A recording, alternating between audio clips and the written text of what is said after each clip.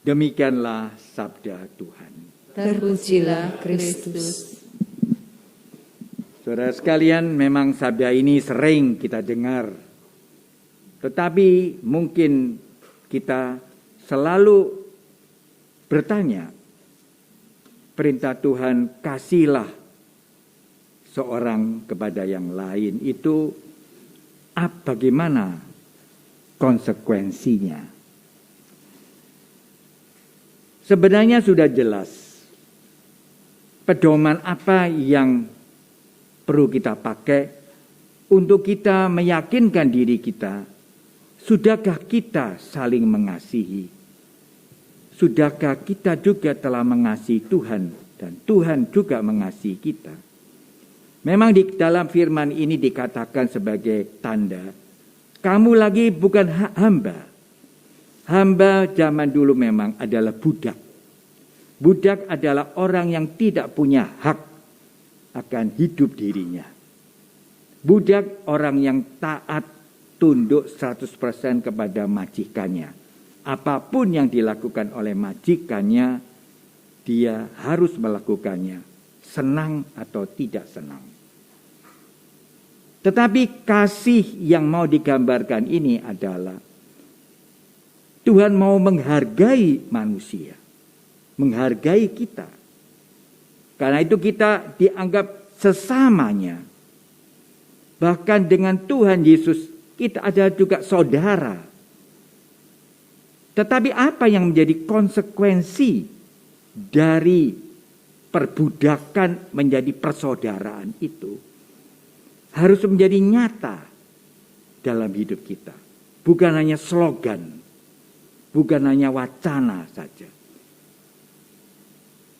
Karena itulah maka kita juga telah diberikan contoh konkret. Yaitu di dalam pribadi Yesus sendiri. Itulah cinta yang sempurna. Cinta tanpa pamrih. Cinta yang tulus. Cinta yang menganggap pengorbanan suatu anugerah. Dan itulah yang sulit. Karena manusia masih hidup dalam perbudakan kedagingan. Manusia tidak bisa lepas dari kedagingan. Karena manusia adalah daging. Tetapi bagaimana manusia yang daging ini bisa menjalankan suatu tugas suci, yaitu mengasihi? Maka Kristus memberikan contoh. Yaitu melalui salib. Salib menjadi berubah artinya dan nilainya. Salib berarti penderitaan. Karena Yesus memang mengambil alih penderitaan manusia karena dosa. Salib berarti orang itu harus bisa melihat makna dari penderitaan.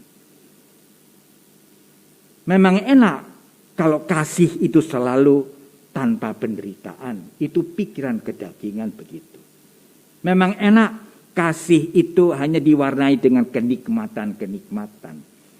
Sekalipun kenikmatan adalah sesuatu perbuatan yang tidak jelek.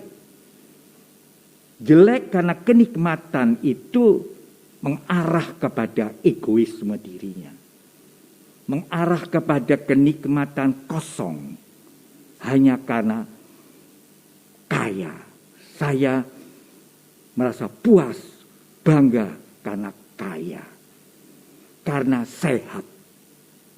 Bukan kaya itu jelek, tapi sikap menanggapi kekayaan itulah tidak menunjukkan kasih. Persaudaraan bisa dicemari dengan pengkhianatan. Ya, dalam hidup saya sehari-hari. Suami istri bisa saling mengkhianati karena ketidaksetiaan. Tetapi Yesus juga mau mengatakan, jangan pesimis, jangan takut karena kamu adalah kedagingan. Tapi dengan kedagingan ini, Yesus sudah membuktikan kamu bisa mengarah kepada kesucian. Kalau kamu memakai kedagingan ini untuk bukan kepentingannya sendiri, tetapi untuk sesuatu yang positif. Apa itu? Kita punya uang, kita punya kepandaian, kita punya segala-galanya, kecantikan, apa semuanya. Tapi hendaknya itu kau pakai untuk lebih mencintai Tuhan. Dipakai untuk melayani. Uang itu lebih-lebih. Jangan menjadi budaknya uang. Kesehatan. Jangan mengandalkan kesehatan itu adalah prestasi hidupmu. Tapi semuanya ini. Jadi kita memang diajak di dalam masa Paskah ini untuk memperbaharui sikap hidup kita. Bukan yang luar. Banyak pamrih. Banyak kesombongan. Orang mengandalkan kekuatannya sendiri karena rasa pandai. Memang manusia dewasa ini banyak kepandaian-kepandaian dalam segala macam ilmu. Tetapi seringkali lupa akan Tuhan. Karena tenggelam dalam segala-galanya itu. Jadi kesalahannya adalah orang itu tidak menghargai rahmat Tuhan itu. Untuk supaya dia berkembang dewasa, bertumbuh, menjadi peka terhadap orang lain, tetapi semuanya dia terima hanya untuk mengagungkan diri. Ini bahaya, karena seringkali rancu.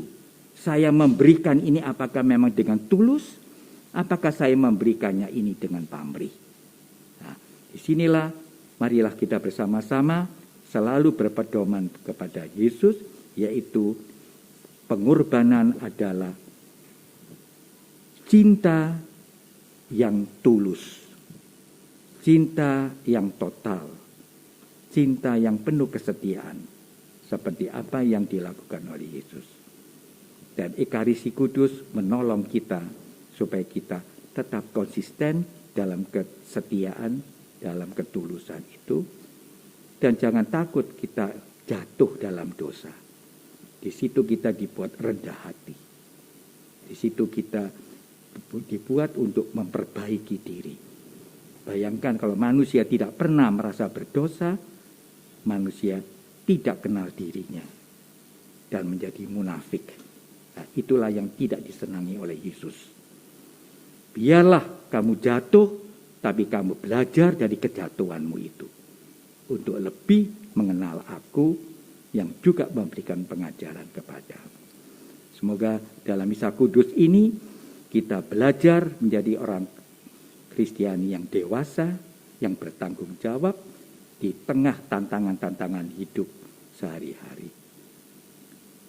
Marilah kita melanjutkan pujian kita dengan mempersembahkan diri dalam Ekaristi Kudus ini. Amin.